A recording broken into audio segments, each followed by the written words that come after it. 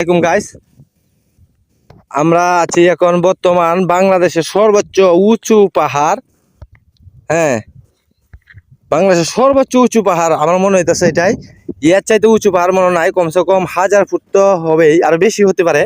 হ্যাঁ, যার থেকে মানে সর্বোচ্চ উঁচু পাহাড় থেকে আমি সর্বোচ্চ উঁচু পাহাড় থেকে আমি উঁচু পাহাড়ের একবারে যে মাথার ডগা থেকে আমি আপনাদেরকে এই পাহাড়গুলো দেখানোর চেষ্টা করতেছি। যদিও আমার কাছে যে এটা ভালোই লাগতেছে সিনারিগুলো, আপনাদের কাছে কেমন লাগে অবশ্যই কমেন্ট করে বলবেন। আর এইরকম পাহাড় যদি কেউ দেখতে চান তাহলে চলে আসবেন আমাদের বাংলাদেশ বর্ডার। এটা কি হালকা না বসে না দুর্গাপুর বসে? বিজয়পুর বর্ডার বর্ডারের সামনে।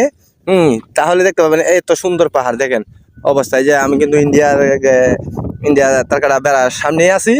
হ্যাঁ, ইন্ডিয়া তারকাটা বেড়ার কাছাকাছি আছি এবং সেখান থেকে কিন্তু ভিডিওটা করতেছি। আর সর্বোচ্চ উঁচু পাহাড়ে, বাংলাদেশের সর্বোচ্চ উঁচু পাহাড়ে আজকে বর্তমান একটা বিএসএফ এর ঘাট আছে, যা আমি আপনাদেরকে দেখানোর চেষ্টা করতেছি। হ্যাঁ, কতটুকু দেখা যায় দেখেন, এই যে বিএসএফ এর ঘরটা দেখা যাচ্ছে। হ্যাঁ, এটা কিন্তু ইন্ডিয়ান বিএসএফ এর ঘর।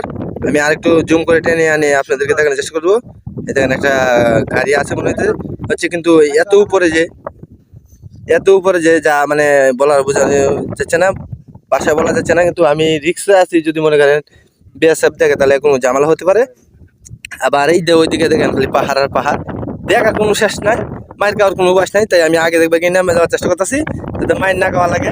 এবং বাতাস সেখানে, বাতাসের কারণে মনে করেন সবকিছু অন্যরকম লাগতেছে, বোঝা যাইতেছে আমি যেমন আকাশের উপর উঠতেছি এরকম। দিনটা যেহেতু রোদ আছে, তারপরেও কিন্তু বাতাস, প্রচুর পরিমাণ বাতাস। যে বাতাসে কারণে মনে করেন খুব একটা ভালো একটা ফিলিংস আসছে আমাদের কাছে, ভালো একটা ফিলিংস লাগতেছে।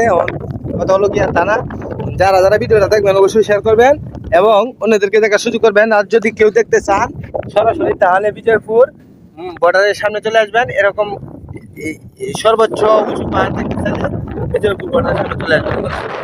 আমিনুল ভাই আছে, আমাদের আমিনুল ভাই, এই যে দেখানোর চেষ্টা করতেছি, আমাদের আমিনুল ভাই কিন্তু আমাদের সাথেই আছে।